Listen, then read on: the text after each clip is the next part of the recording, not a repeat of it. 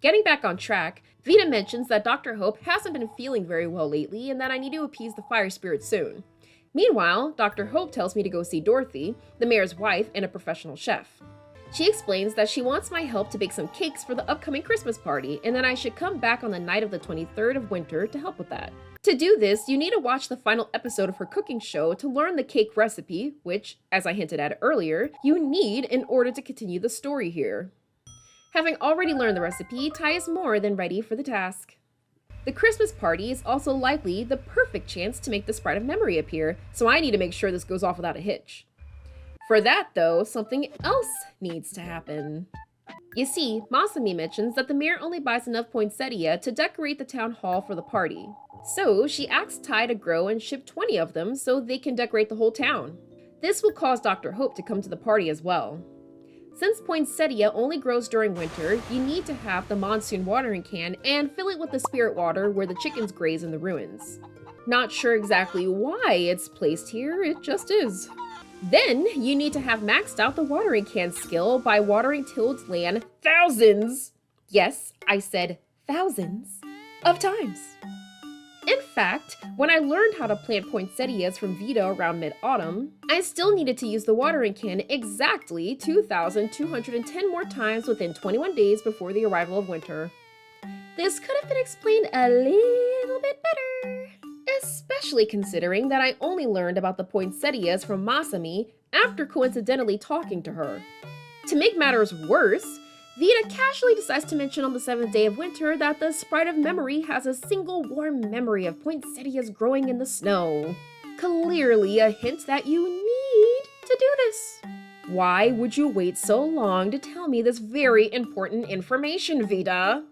You know, with all of this and the fact these people are so calm, barely lifting a finger to save themselves, I'm starting to think that maybe they want the volcano to erupt. I mean, I recalled from playing this game in the past that you needed to ship poinsettias, but I wasn't sure how to do it back then and ended up never finding out. With how disjointed the information is delivered, can you really blame me? At least this time, I was somewhat prepared for it and managed to pull it all off by the 15th day of winter. On the night of the 23rd, I head over and bake some cakes with Dorothy, and Teh passes out after helping clean up the town hall all night. When he wakes up on Christmas Eve, the townspeople are already here celebrating. Dr. Hope even decided to come because of the poinsettias. It's really lively and, hey look! There's the cake we made! I'm not that crazy about chocolate cake. But cake is cake! While mingling, I speak with this NPC, Sharon, who mentions that Dr. Hope has said in the past that Vita is apparently from the same place Teh is from, meaning Vita is also a robot. Dr. Hope, I feel like it wouldn't be that hard to establish human connections rather than building a robot family from scratch, bro. After talking to everyone, I leave with Dr. Hope to head back to his home.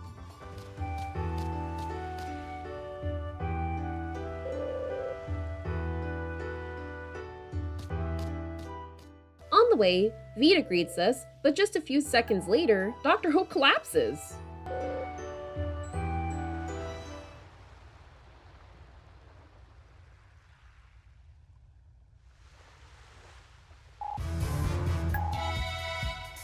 Suddenly out of nowhere, the Sprite of Memory appears, saying that he has mostly sad memories, but all his memories of the doctor are good, so he heals him. But it's a temporary fix as there's no way to cure him completely. After taking Dr. Hope inside, Vita tells Teh to hurry back to the giant forest to meet with the nature sprites before the volcano erupts. She also decides, once again, to give important information extremely late because she explains that even with the water spirit's help, the fire spirit can only be appeased during the winter time. At the giant forest, I find the 3 sprites who open the path to the forest spirit. They take the crest of the forest spirit and use it to transform into the forest spirit, who's a giant talking tree and reminds me of the Great Deku Tree.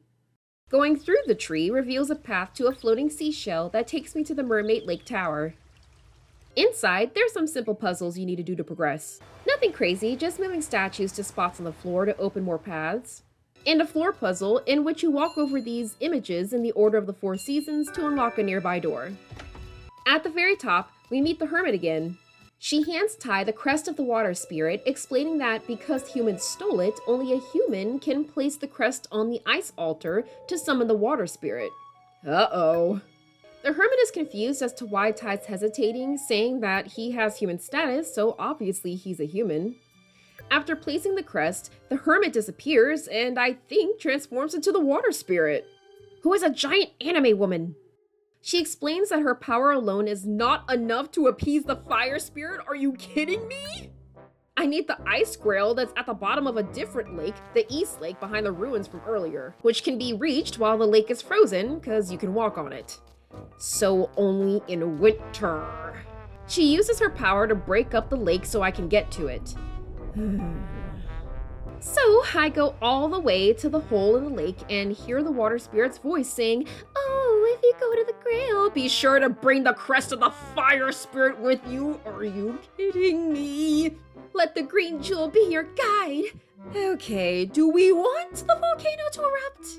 You could have told me this when you were a giant floating head. Why wait for me to go to the grail so you can tell me this? Winter isn't going to last forever, you know. Okay, fine. I head to the sealed green door that I unlocked and enter into the volcano. Through the lava and sparks, I head to the bottom and locate the crest of the fire spirit.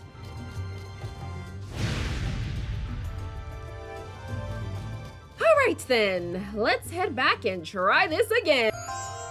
Oh, okay, guess we gotta sleep first.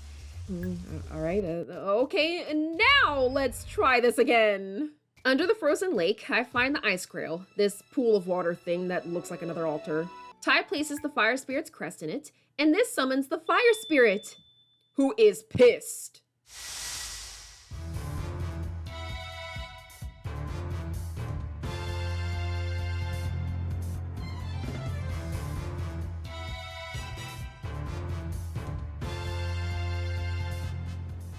He's angry at this attempt to calm him and says it's only made him angrier. Then the water spirit appears and tells him to take a chill pill, and this somehow works? Yeah, he fights it for a moment, but completely gives in, just like that. Well, that's a bit anticlimactic. The townspeople somehow heard all of this happen and hail Tai as a hero. But on the way out from the celebration, Marcia comes running to get him. Dr. Hope has woken up.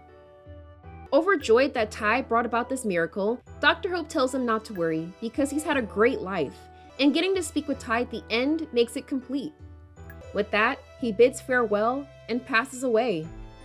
Tai cries real tears while the screen fills with light, closing out the game with a bittersweet ending.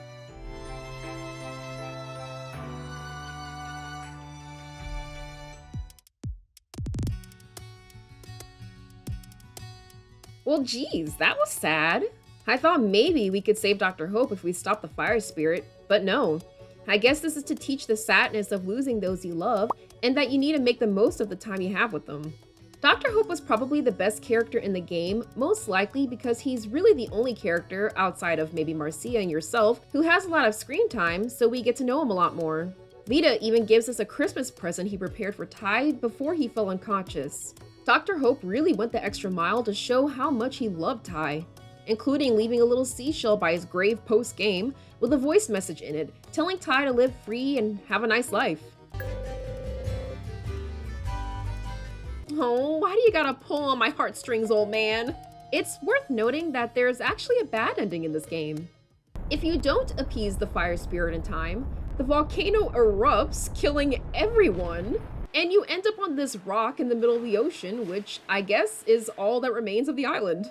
Then Dr. Hope in the form of a PNG cutout phases in and says he placed something in Tai that can turn back time. And you start over. Dr. Hope seriously had this much scientific power and foresight to build a freaking mini time machine in case Tai failed, but didn't think even once that maybe relocating the people on the island to some other island or mainland or whatever would be a better and less complicated choice.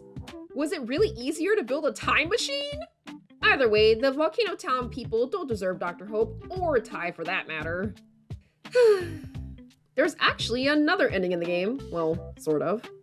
The post-credits scene hints to head to the area where Marco was digging. If you go there, you're met by the fire spirit again at his wasteland farm. He's caught this alien you can see at the end that's a character from the Final Z Rangers anime on the TV. If you choose to work on the wasteland farm, he has a condition that you must harvest 5,000 crops within 1 year. If you lose, he releases the alien and it brainwashes all the townspeople. Except for you and Vita because of the whole robot thing. Well, I'm too tired to keep going to save these people yet again, so oh well! They can save themselves for once. Innocent Life was a pretty interesting game for me. I had always wanted to beat it someday, so doing this was very fulfilling. Although it can be somewhat slow in both movement speed and the actual farming gameplay. I actually cut out a lot of the many hours worth of time I spent growing and shipping crops. Seriously, I grew so many tomatoes at one point, I was hoping a storm would come and blow some of them away from me. It was somewhat of a chore at times, even when you obtain stuff like the baskets or tracks to help speed up the process. Forte did help out a lot, but he can't harvest, leaving me to spend a long time managing that. While the day-night cycle is mostly fine, I found it a bit annoying at times when I had to do a bunch of exploring away from the ruins to progress in the story. I know this is just a borrowed mechanic from Harvest Moon, but in Innocent Life, especially with that annoying fade to black screen that interrupts gameplay, it was more of a hindrance than anything, since you needed to go to sleep when the day was coming to an end. Still, I found the game quite charming with its graphics, character design, and story. While it was insane how the Heartflame Island residents really did seem like they wanted this volcano to explode, I was entertained by the character writing and the, dare I say, innocence to them. I also think juxtaposing a futuristic modern town and people with ancient ruins and natural scenery was some clever visual storytelling. The menus and item cycling were a bit clunky and are definitely outdated, but the music was very well composed and has many tracks that are super nostalgic to me, especially the farm and town themes. You can fully beat the game within the first in-game year, and my total time played ended up being 26 hours. I'm gonna always have fond memories of this game, and I'm kind of sad it never got a sequel. I feel like it has a lot of potential. Sure, it's a bit rough around the edges and a bit different from Harvest Moon, but I think it could have been an awesome spin-off series like Rune Factory. Innocent Life has a lot of value in its themes of what it means to be human, holding on to the faintest sign of hope in uncertain times, or simply accepting that you have to eventually say goodbye to the ones you love the most. There's beauty in life as long as you seek it, and not sit on your butt hoping that others will seek it for you.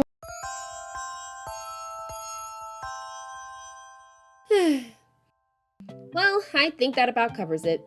Thank you so much for making it this far into the video. You're a rock star. I just want to ask if you'll like this video, subscribe to my brand new channel here, and comment any thoughts or feedback you have on my content. It would really mean a lot and I appreciate it. Till next time everyone, shine on!